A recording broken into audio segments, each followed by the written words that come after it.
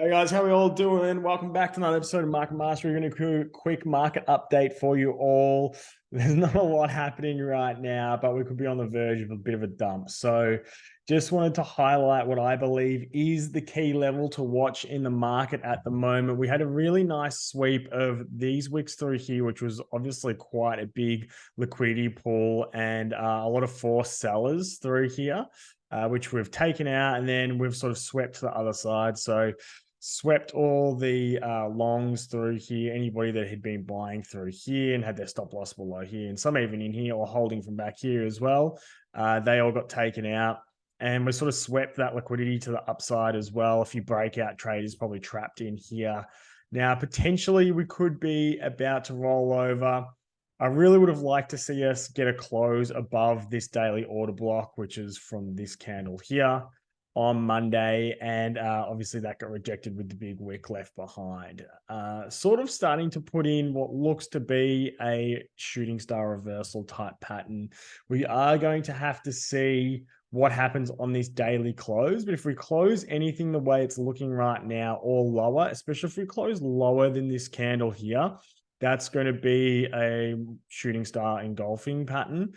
So closing below this daily order block would basically tell me that we've tried to get out the top of the daily order block and rejected from that. Now closing below this level here is obviously a pretty bad sign. Now, the bullish case is if we come back down and retest this wick, it holds there, and then we end up bouncing. We get some sort of like 4-hour divergence or 8-hour divergence or something like that through there, right? But I think most likely is this is just part of the head and shoulders continuation starting to play out, and the neckline's through here, and we've just come up rejected off that neckline, and it's getting ready to roll over from that and come down to either this area through here, right? I think this daily order block through here and this previous high of the range high from the accumulation range is probably a pretty good area, in my opinion, to be getting long for further upside. And the confirmation of that will be a reclaim of this daily order block, or even just getting, if you want to sort of get in a little bit earlier with a bit more risk, getting in back above 26,500 would be the confirmation for me. So this level here will be first confirmation, second confirmation above there. I think it's off, and we're going to be testing this order block up here and then these highs. And if it gets above that, I'm going to be looking for 38K. Okay. Hopefully that makes sense. The other area that I'm watching pretty closely is this block down here as well. I feel like that could also get tagged, and then we reverse off that. A little bit of a fake out of this trend line through here. Could definitely see that happening. Okay. So we're at 63 days in this cycle right now. It would have been beautiful for that to be the bottom. The cycle can stretch out a little bit longer as well. Like, for example, this one was 79 days, 69 days, or actually 70 days. Probably need to change that. So yeah, it can easily stretch out, 10 days longer. So, we've still got a few days in it, right? But I believe the bottom is getting close and should be somewhere around here. If not, then our cycle count is definitely off. Okay. And we'll see how it ends up playing out. But I do believe that we're getting closer to, finding a local low sooner or later, rather than it being a long way away. So let's see how that ends up playing out. And that's pretty much the main thing. The other thing as well, what's going on a little bit weird at the moment, is this sideways range we've been stuck in for a while on the SPX, right? I've been sideways for 46 days through here, and it just starting to look really weak, right? So, in my opinion, it is starting to look a little bit like a distribution type setup. If we go over to regular trading hours, it looks even worse, to be honest. And you can see the red bars on the volume are the high bars all through this area, right? The highest green was on this rally up through here. Apart from that, since we got into this range, all the large bars are red, right? And, we're also having declining volume into the backside of the range as well. So, It's not really giving me the signs of continuation, but that can change fast, for whatever reason happens in the economy. If we get some good news, it could end up doing this. So I'll be looking for a support and resistance flip at this level here. If that happens, it could give a little bit of a spurt to Bitcoin. I feel like Bitcoin is, almost mirroring the pattern here that we're seeing on the ES at the moment. If we go back and look at BTC, that's the rally here that we had, and then the lower high, bit of sideways chop back here. You got the sideways chop here, the rally, and then the lower high as well, right? So typically this shape through here, this lower high, isn't a good sign.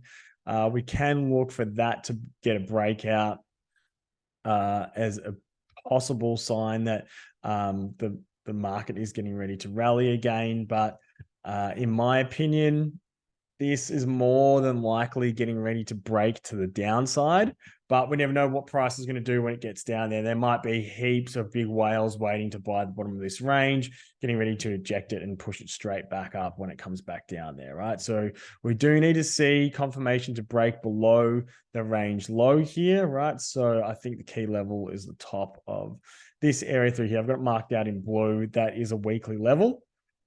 Oh, excuse me. So that's what I'm looking for at the moment. Hopefully that makes sense. If we do break down, I'm expecting Bitcoin to come down to at least 25, maybe even lower, that 23 area, and it'll probably end up looking something like this, or or a little bit lower, right? Potentially deeper like that, down to this zone here, which is basically 23,400, right? That's definitely possible. If not, come back, test the range highs of 25K, and then continue from there. Now, we could get invalidated for sure if we do get a strong daily close above this daily order block on the next few days. That's the main thing I'm looking for. Yields just sort of chopping sideways. In my opinion, this is going to eventually roll over to the downside. DXY has had a bit of a breakout here, so we could see this shoot up like this over the next couple of weeks, and then it's just filling in a bigger range through here for a little bit before it breaks down, most likely when the economy finally recovers. So yeah, that's pretty much it at the moment. We don't have CPI for a while. We don't have FOMC for a while either. So the market's just going to be trading based on, pretty standard data for a little bit now for the next couple of weeks. So it's going to be very interesting to see if we just end up rolling over with not too much, for not, no specific reason, like an FOMC or bad CPI data or anything like that. We could get some negative unemployment numbers though at the end of the month, but we'll keep our eye on that. Everything seems to be pretty standard in that area though at the moment. I don't think that altcoins or anything like that are going to be able to rally with BTC sort of just chopping sideways, not really moving like this until we find the bottom of that daily cycle. So once we have found the bottom of the daily cycle, then I will start to look into higher risk plays like Solana or Magic or, some of those other coins. But Solana looks like it's wanting to hold on to this level at the moment. Could be a nice buy down at 16 if it does capitulate down here with a Bitcoin dump, okay? Rounder RNDR is one that's really been outperforming the market as well. I'll be looking to try and pick up some of that also. FET has had a really big pullback, but when the market gets aggressive, it goes pretty hard also.